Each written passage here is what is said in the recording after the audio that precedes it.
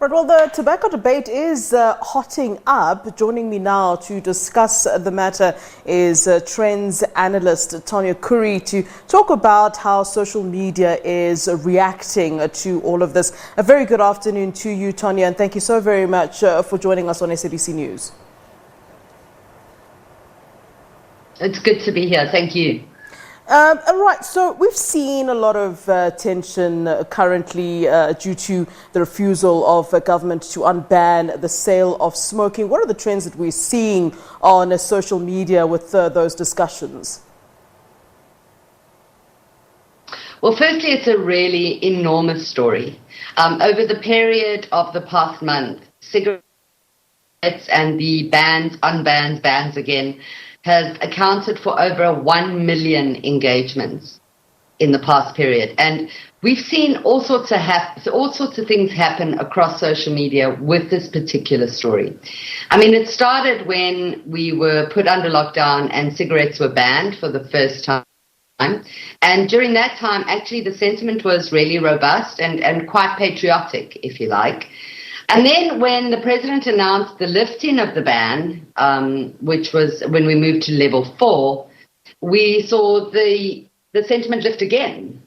But then when Nkosazana Dlamini-Zuma, Minister Dlamini-Zuma came out to say that actually in level 4 will not have cigarettes, the reputation both of the president and of the ministers started to tank quite quickly.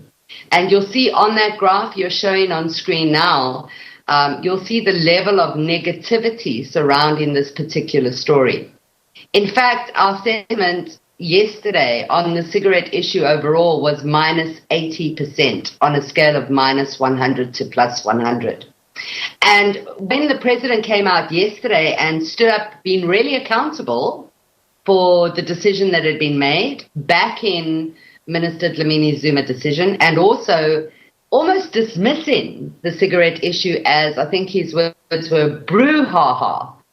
And that has overnight brought it back in line slightly. We're now looking at a negative net sentiment of about minus 70% overnight. But we're still not happy, and it became a political story within a couple of seconds.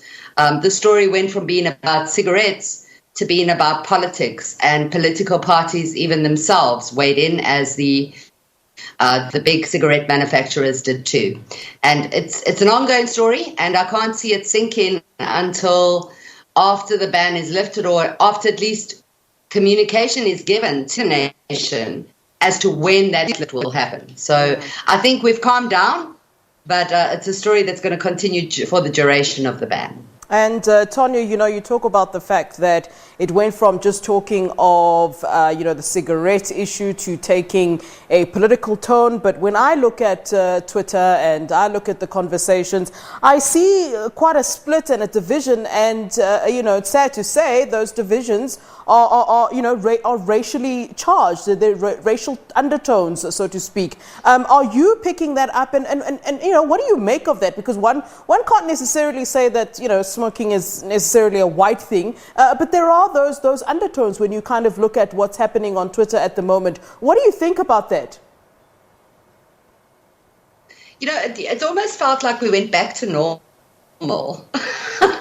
All of a sudden we were back to race.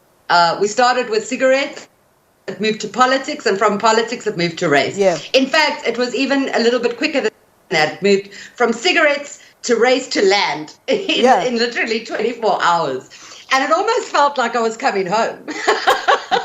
So it was a little bit of assurance that, it is the old South Africa, the pre-COVID South Africa, if you like, that is still lying under there. And yes, cigarettes became a white thing, but also there were two big political splits, and those were the pro-Zuma camp, Jacob Zuma camp, and the pro-Cyril Ramaphosa camp, President Ramaphosa camp. So you did have those two splits, which all of a sudden, with the president's statement yesterday, disappeared, to the point that anchors like your good self have been seen apologizing for their comments yesterday and the day before. So not it's me, a very not me. strange pool of information to be in. And thankfully it wasn't on SABC News, but big anchors have made the same jump to conclusions that the president operates in a silo, and he made it very clear today that he doesn't, and that any thought that he does is absolutely incorrect, and any thought that anybody is trying to undermine him is absolutely incorrect. So now we've moved from that bit, and now we're on race. Yeah. Okay, so now it has definitely become a race war again on Twitter, but nothing's changed there. We're used to that. We're used to that. Yeah, I see that there was also a hashtag, cigarettes must fall. So it kind of looks as though the non-smokers like myself are not being concerned for the, in inverted commas, the plight of the smokers. And then you've got the smokers on the other hand kind of saying, well, we boost the economy. Is that disingenuous? I mean, is it really just about having that smoke in the hand, or is it really a concern about the economy? There's no doubt that this has had quite a huge impact on our economy.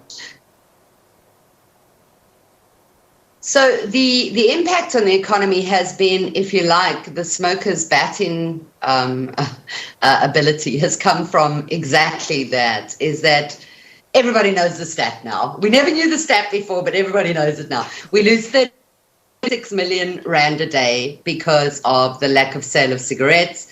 And of course, people are saying that particular payment is going into illicit trade. And SARS are even crying about it. In fact, Tito Mboweni made it very clear he was against both the tobacco and the alcohol ban. But certainly we did have the pro-cigarette ban camp. And that was a lot, for the most part, under the hashtag cigarettes must fall. It started off as a hashtag about health and ended up being a race-related hashtag, like we have seen so often in social media, where the story just completely changes. So we've seen quotes about land occupation, about apartheid administration behavior, that sort of thing, all tied into cigarettes must fall. So it's a lot bigger than just cigarettes. Yeah. It's a huge tidal wave of vitriol. And a lot of it also talks about ending the lockdown. Yeah. There's this thing about us living in almost a dictator state, or draconian law state is the word that people are using now. And then cigarettes is now filtered down into, well, why can't I buy kids' toys and this sort of thing? So it raised many questions. And sadly for me, I think this was the point where we were on an all-time high in patriotism about our president, and we've had a stumble. We've had a bit of a trip, sadly. Yeah. So we were happy to be locked down, and at the moment I think we're not so happy to be locked down. Yeah, well, let's hope that the conversations don't degenerate any further than they already have. Tonya Khoury, we thank you so much for giving us your time. Thank you. Well, the COVID-19 pandemic has reignited acts of kindness and compassion to Basotho. This week, a group of young Basotho from Roma visited